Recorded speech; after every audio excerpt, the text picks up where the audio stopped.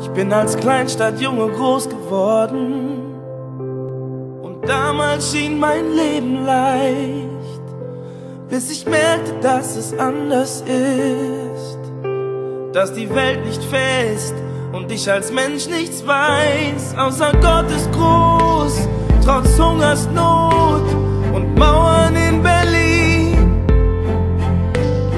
Hollywood nahm mir die Sorgen und meine erste Liebe war die Musik.